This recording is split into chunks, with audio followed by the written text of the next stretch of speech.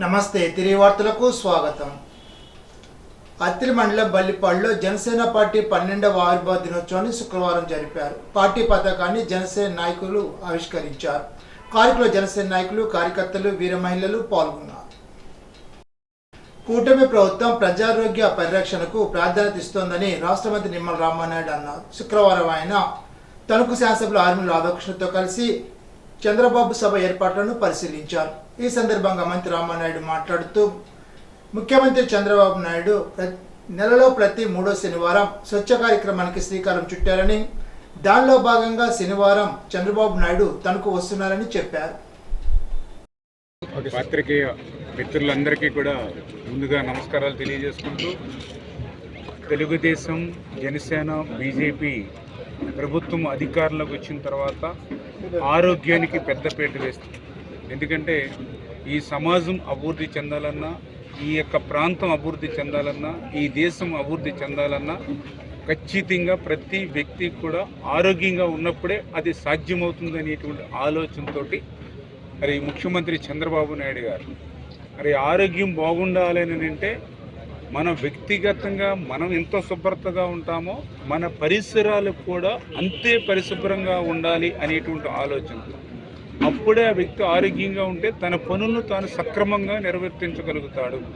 ఆరోగ్యంగా ఉంటేనే, అంటే ఒక గృహిణి అయినా, ఒక విద్యార్థి అయినా, ఒక రైతు అయినా, మరి ఎవరైనా సరే ఆరోగ్యంగా ఉన్నప్పుడే తన పనులు సక్రమంగా నిర్వర్తించగలుగుతాడు. ఆ రకంగా మానవ వనరుల్ని మనం పరిపూర్ణంగా ఉపయోగించుకునే అవకాశం ఉంటుందనే ఉద్దేశంతో ఈ ఆంధ్రప్రదేశ్ రాష్ట్రాన్ని ఒక ఆరోగ్య ఆంధ్రప్రదేశ్ రాష్ట్రంగా మరల్చాలి, ఒక ఆనంద ఆంధ్రప్రదేశ్గా మరల్చాలి అనేటువంటి ఉద్దేశంతో చంద్రబాబు నాయుడు గారు ప్రతి నెల కూడా 3వ శనివారాన్ని మరి ఈ స్వచ్ఛాంధ్రప్రదేశ్ రోజుగా పరిగణలోకి తీసుకుని ఆయన స్వయంగా ఆ కార్యక్రమంలో భాగం పంచుకుంటూ రాష్ట్రంలో ఉన్నటువంటి ప్రజలందరికీ కూడా ఒక మెసేజ్ని ఈవేళ అందిస్తున్నటువంటి పరిస్థితి. అందులో భాగంగానే మన పశ్చిమ గోదావరి జిల్లా తణుకు పట్టణానికి రేపు ఉదయం మరి ముఖ్యమంత్రి గారు ఈ యొక్క స్వచ్ఛాంధ్రప్రదేశ్ కార్యక్రమంలో భాగంగా మరి రేపు ఇక్కడికి రాబోతూ ఉన్నారు. ఆయన రేపు ఉదయం 8 గంటలకి మరి ఏదైతే ఎన్టీఆర్ పార్కు పరిశుభ్రత కార్యక్రమంలోను, తదనంతరం ఏదైతే ఇక్కడ కూరగాయల హోల్సేల్ మార్కెట్ ఏదైతే ఉందో ఆ కూరగాయల హోల్సేల్ మార్కెట్ నందు కూడా పాల్గొని అక్కడ వచ్చేటువంటి వేస్ట్ మెటీరియల్ ఏదైతే ఉందో దాన్ని ఎట్లా ప్రాసెస్ చేయాలనే దాని మీద ఆయన ఒక మెసేజ్. మరి తదనంతరం ఏదైతే మరి గత 5 సంవత్సరాల్లో విధ్వంసానికి గురైనటువంటి ఏదైతే పార్కులు కానీ, ఏదైతే శానిటేషన్ కానీ ఏదైతే ఉందో మళ్ళీ వాటిని P4 మోడల్లో దాన్ని ఎట్లా మళ్ళీ అభివృద్ధి చేయాలనే ఆలోచనతో ఆ పార్క్స్ మీద కూడా ఒక గైడ్లైన్స్, మరి తదనంతరం ఏదైతే పబ్లిక్తో మరి అందరితో కూడా ఇంటరాక్ట్ అయ్యేటువంటి విధంగా ఆ శానిటేషన్ వర్కర్స్ అందరితో ఇంటరాక్ట్ అయ్యే విధంగా ఈ స్కూల్ నందు ఇక్కడ ఒక మరి గెట్ టుగెదర్ మీటింగ్ని ఏర్పాటు చేయడం, దీని తదనంతరం తెలుగుదేశం పార్టీ శ్రేణులతోటి క్యాడర్ తోటి కూడా మీటింగు, తదనంతరం ఈ యొక్క 2047 విజన్ ఈ వెస్ట్ గోదావరికి సంబంధించి అధికారులతో కూడా ఒక సమీక్షా సమావేశం అన్నీ కూడా రేపు ముఖ్యమంత్రి గారు మరి నిర్వహిస్తున్నటువంటి కార్యక్రమంలో భాగంగానే మరి ఈరోజు స్థానిక శాసన సభ్యులు రాధాకృష్ణ గారితో కలిసి నేను, అదేవిధంగా మన స్వచ్ఛాంధ్ర కార్పొరేషన్ చైర్మన్ పట్టాభి గారు అందరం కూడా ఈ కార్యక్రమాలన్నింటినీ కూడా పరిశీలించడం జరుగుతుంది. పిఠాపురంలో జరిగిన జనసేన పార్టీ ఆవిర్భావ దినోత్సవ కార్యక్రమానికి తణుకు నుండి భారీ సంఖ్యలో జన సైనికులు కాళ్లలో తరలి వెళ్లారు.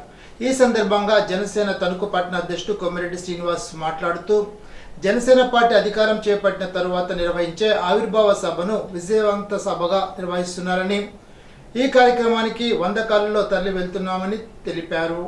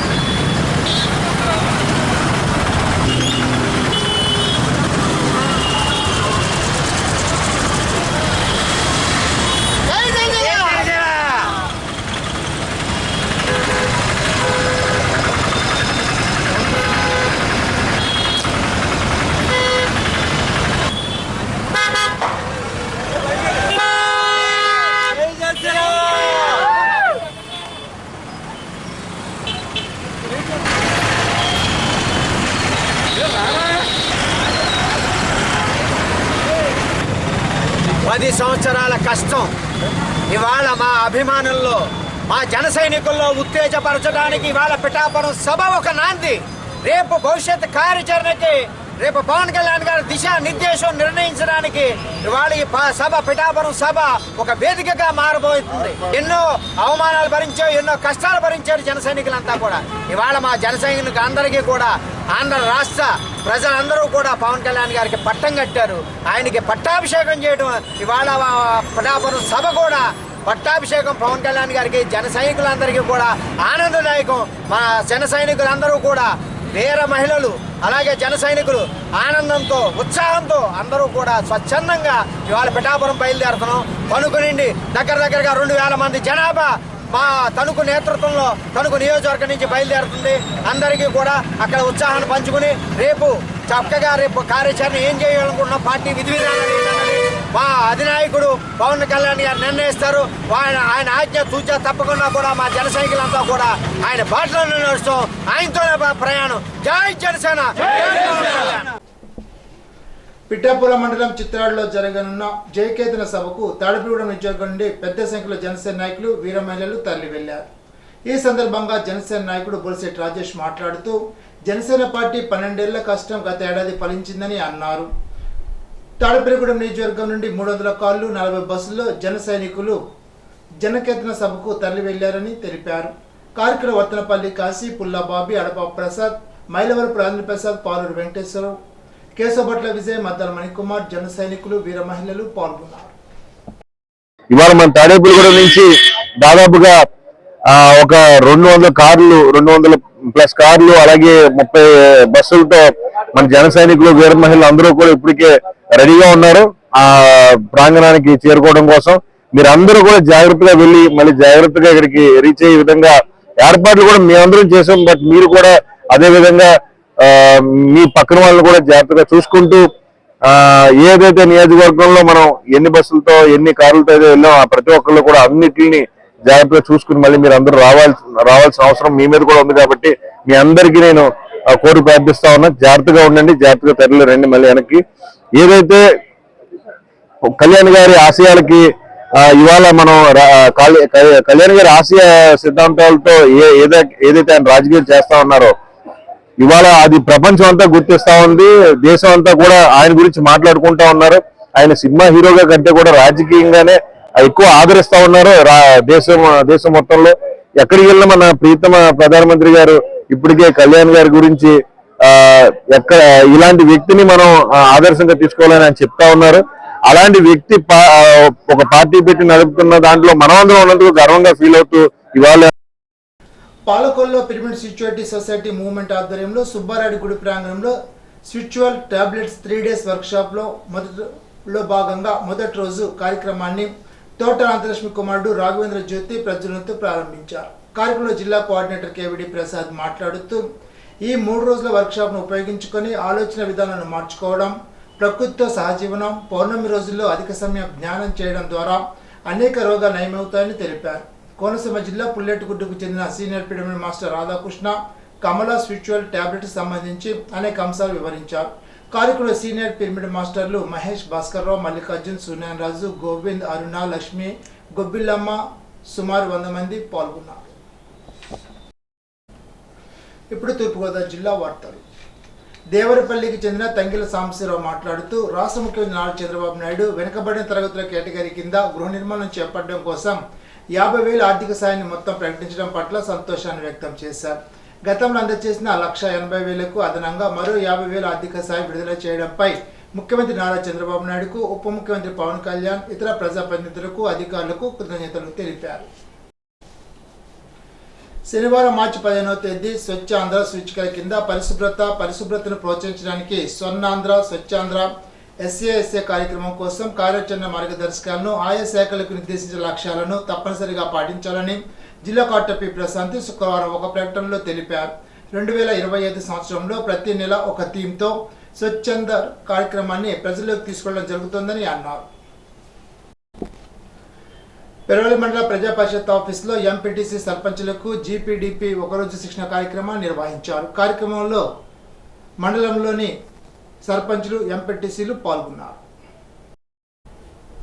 రాష్ట్ర ప్రభుత్వం నిర్దేశించిన మార్గదర్శకాలను అనుసరించి ప్రతి నెల 3వ శనివారం నిర్వహిస్తున్న స్వర్ణాంధ్ర స్వచ్ఛాంధ్ర కార్యక్రమాన్ని మార్చి 15న చేపట్టనున్నట్లు నగరపాలక సంస్థ కమిషనర్ కేతన్ గర్గ్ శుక్రవారం ఒక ప్రకటనలో తెలిపారు. మార్చి 15వ తేదీ ఉదయం 9:30 కంబాల చెరువు నుంచి పుష్కర ఘాట్ వరకు స్వచ్ఛాంధ్ర ర్యాలీ నిర్వహిస్తున్నట్లు తెలిపారు. 10 గంటలకు పుష్కర్ ఘాట్ వద్ద స్వచ్ఛాంధ్ర ప్రతిజ్ఞ చేయడం జరుగుతుందని, స్వచ్ఛాంధ్ర స్ఫూర్తితో సంతకం ప్రచారం, పోస్టర్ ఆవిష్కరణ, స్టాల్ సందర్శన ఏర్పాట్లు చేయనున్నట్లు తెలిపారు.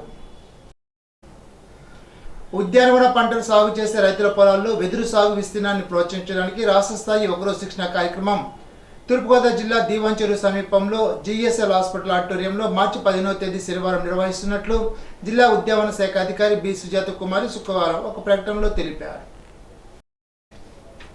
ఇప్పుడు ఏలూరు జిల్లా వార్తలు. కొవ్వలిలో దళితులు పేదలు సాగు చేసుకుంటున్న భూములకు హక్కు పత్రాలు ఇవ్వాలని, సాగుకు అవకాశం కల్పించాలని సిపిఎం జిల్లా కార్యదర్శి ఏ రవి డిమాండ్ చేశారు. శుక్రవారం సిపిఎం జిల్లా కమిటీ ఆధ్వర్యంలో స్థానిక సమస్యలపై ప్రజా చైతన్య యాత్రను క్రోవల్లో ప్రారంభించారు. స్థానిక సమస్యలపై ప్రజా చైతన్య యాత్రకు దళ నాయకుడిగా సిపిఎం జిల్లా కార్యవర్గ సభ్యులు పి రామకృష్ణ వ్యవహరించగా, జిల్లా నాయకులు కె లెనిన్, మండల నాయకులు డి నాగేంద్ర, పి ఆనందరావులు సభ్యులుగా ఉన్నారు.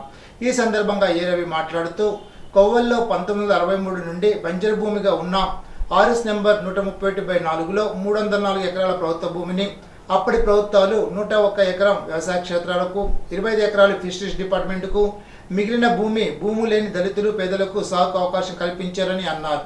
కానీ గత 6 నెలల నుంచి కొవ్వలికి చెందిన వెలమాటి సౌందర్య గ్రామదీపిక ట్రస్ట్ నాయకురాలు కోర్టులో కేసు వేసి పేదలను దళితులను ఇబ్బందులకు గురి చేస్తుందని విమర్శించారు.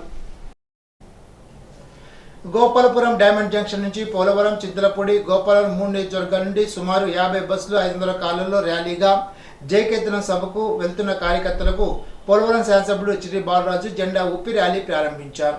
కార్యక్రమంలో ఉమ్మడి పశ్చిమ గోదావరి జిల్లాల కార్యదర్శి Gaddamunugu Ravi, Gopalapuram Janasena party incharge Suvarnaraju, Chintalapudi Janasena party incharge Meka Eshwaraiah, నాయకులు, కార్యకర్తలు పెద్ద ఎత్తున పాల్గొన్నారు. భారత communist party CPI Eluru area సమితి ఆధ్వర్యంలో కార్ల్ మార్క్స్ 142వ వర్ధంతి కార్యక్రమం ఆర్ఆర్పేట స్ఫూర్తి భవనంలో నిర్వహించారు. కార్యక్రమంలో పాల్గొన్న సిపిఐ రాష్ట్ర కార్యవర్గ సభ్యుడు డేగా ప్రభాకర్ మాట్లాడుతూ, ప్రపంచ మానవాళికి ఒక నూతన మార్గాన్ని, దోపిడీలైన సమాచారాన్ని, అందరికీ సమాన అవకాశాన్ని, అందరూ సుఖసంతోషాలతో జీవించడానికి కావాల్సిన పద్ధతిని తెలుపుతూ, మార్కిజాన్ని రూపొందించిన కార్ల్ మార్క్స్ మరణించి 142 ఏళ్లైనా ఆయన చూపిన మార్గం ఇప్పటికీ అనుసరణీయమని తెలిపారు. ఈనాటి బంగారు మాట. ఈరోజు చేయాల్సిన పనిని రేపటికి వాయిదా వేసేవారు లక్ష్యాన్ని సులభంగా సాధించలేరు. జాన్ రెడైన్. ఈ వార్త ఇంతటితో సమాప్తం. తిరిగి బిజినెస్లో కలుసుకుందాం. అంతవరకు సెలవు. నమస్కారం.